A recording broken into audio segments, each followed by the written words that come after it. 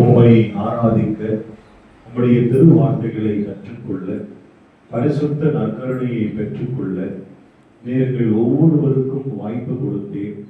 எங்களுக்கு கிருபையோடு நினைவு கூர்ந்து இந்த அற்புதமான சந்தர்ப்பத்தை கொடுத்தேன். உமக்கு நன்றி சொல்கிறோம்.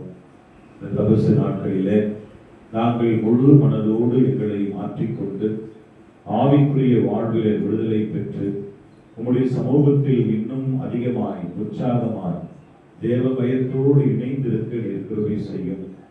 ஆலய கட்டிட பணிக்காக காணிக்கை கொடுத்திருக்கிற ஒவ்வொரு தனி நபரையும் குடும்பத்தையும் ஆசீர்வதையும். எங்கள் திருச்சபையில் வாழ்ந்து மறைந்த திரு மோகன் ஐயாவுடைய குடும்பத்திற்காக சகோதரர், அவருடைய ஆன்மாவும் மூளைகளை மாறட்டும். பிறந்த நாளை காணுகிற அன்பு மகளை கடவுள் ஆசீர்வதையும். புதிய ஆண்டு பிள்ளைக்கு ஆசீர்வாதமாக இருக்கட்டும்.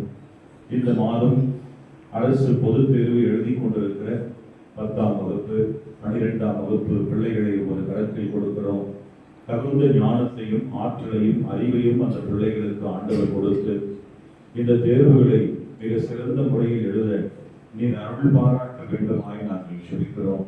வந்திருக்கிற திருச்சபையின் பொறுப்பாளர்கள், விசுவாசிகள், மூப்பர்கள், தாய்மார்கள், வாலிப சகோதர சகோதரிகள், சிறு பிள்ளைகள் என ஒவ்வொருவரையும் தனித்தனியாய் நீர் விசாரித்து ஆசீர்வதிக்கும்.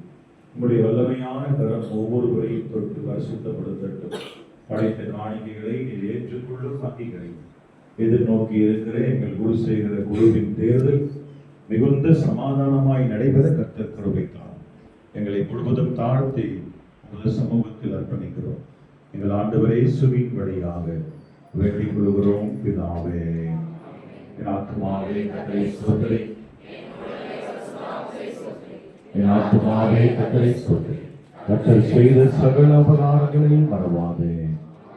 ஆண்டவர் ஆகிய கிறிஸ்துவின் கிருபை, தாயும் தந்தையுமான கடவுளின் அன்பு, தூய ஆவியானவருடைய துணை ஆசீர்வாதம் நம் அனைவரோடு எப்பொழுதும் இருப்பதாக.